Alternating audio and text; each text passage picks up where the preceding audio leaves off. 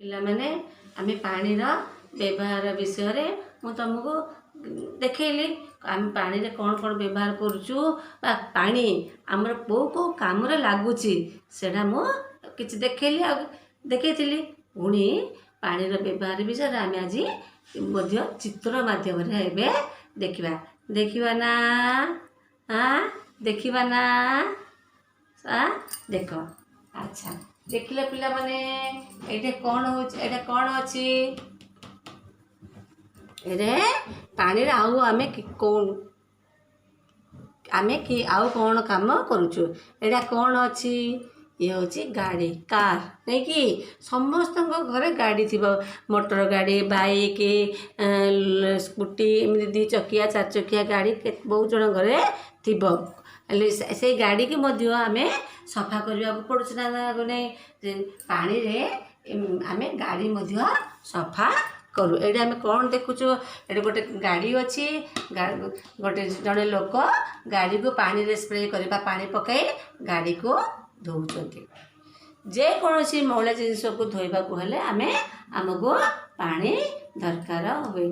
ପାଣି ବିନା ଆମେ ସେଇ ଜିନିଷକୁ ସଫା କରିପାରିବା ନାହିଁ। ପୁଣି ଦେଖ ପିଲେ, ଆମେ ପାଣିରେ ଗାଧଉଛୁ ନାଇଁକି? ଏଠି ଦେଖ ଗୋଟେ କୁନି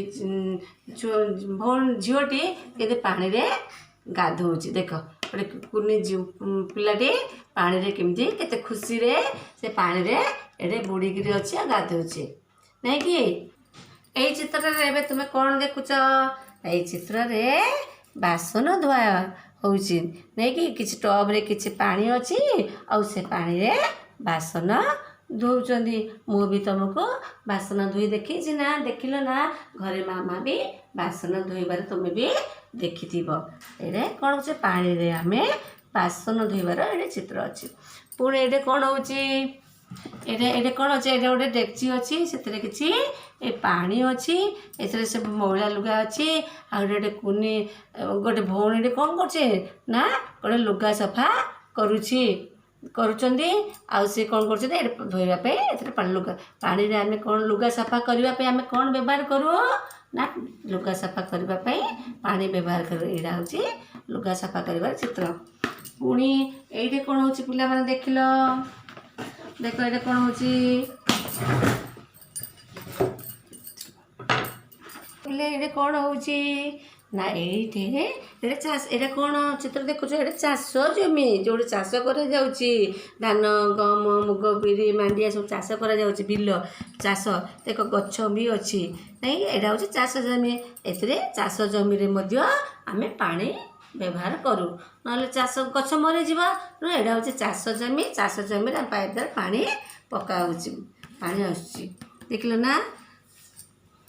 ପୁଣି ଏଇଟା ବଢ଼ିଆ ଅଛି। ଦେଖିଲେ ପିଲେ, ଏଇରେ ଗୋଟେ ଭଉଣୀ କ'ଣ କରୁଛି ନା ଗ୍ଲାସ୍ ଧରି ପାଣି ପିଉଛି।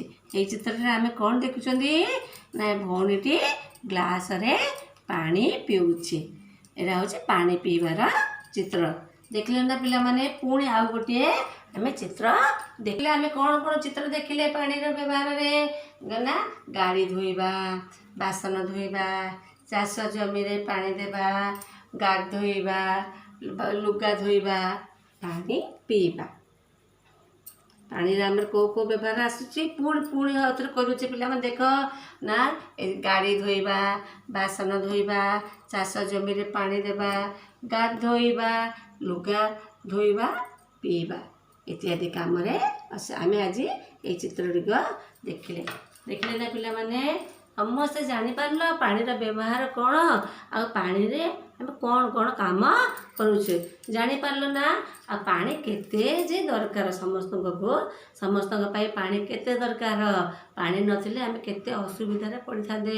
ପାଣି ନଥିଲେ ଆମର କୌଣସି କାମ ବି ହେଇପାରିନଥାନ୍ତା। ମୁଁ ଆଗରୁ ବି ଏଇ କଥା କହିଥିଲି ତୁମକୁ। କହିଥିଲି ନା ଯେ ସବୁ ପ୍ରାଣୀମାନଙ୍କ ପାଇଁ ପାଣି, ବଞ୍ଚିବା ପାଇଁ ପାଣି ଦରକାର। ଯେମିତି ଆମକୁ ପାଣି ଦରକାର, ସେମିତି ପଶୁ, ପକ୍ଷୀ, ଗଛ, ଲତା, କୀଟ, ପତଙ୍ଗ ସମସ୍ତଙ୍କ ପାଇଁ ପାଣି ଦରକାର। ପାଣି ନଥିଲେ କେହି ହେଲେ ବଞ୍ଚିପାରିବେ ନାହିଁ। ତେଣୁ ଏଇ ଜୀବଜଗତକୁ ବଞ୍ଚିବା ପାଇଁ ହେଲେ ପାଣି ଏକାନ୍ତ ଆବଶ୍ୟକ ବା ବହୁତ ଦରକାର। ତେଣୁ ପାଣିକୁ ଆମେ ଆବଶ୍ୟକତା ଅନୁଯାୟୀ ବ୍ୟବହାର କରିବା। ପାଣିକୁ ଅଯଥା କେହି ହେଲେ ନଷ୍ଟ କରିବା ନାହିଁ। ଆଚ୍ଛା ପିଲାମାନେ, ଏବେ ପାଣି ବିଷୟରେ ଆମେ ବହୁତ ଜାଣିଲେ। ପାଣି କେଉଁଠୁ କେଉଁଠୁ ପାଉଛୁ, ପାଣିର ବ୍ୟବହାର, ପାଣି ଆମ ପାଇଁ କେତେ ଦରକାର, ସେଇ ବିଷୟରେ ଆମେ ଜାଣିଲେ ନାହିଁ କି? ତ ତମେ କ'ଣ କରିବ ନା, ଏଇ ପାଣିର ବ୍ୟବହାର ବିଷୟରେ ଚିତ୍ର ସଂଗ୍ରହ କରିବ। ସଂଗ୍ରହ କରି ଖାତାରେ ଲଗାଇ ମୋ ପାଖକୁ ପଠାଇବ। ଆଜିର ବିଷୟକୁ ମୁଁ ଏଠି ରଖୁଛି। ରହିଲି, ନମସ୍ତେ।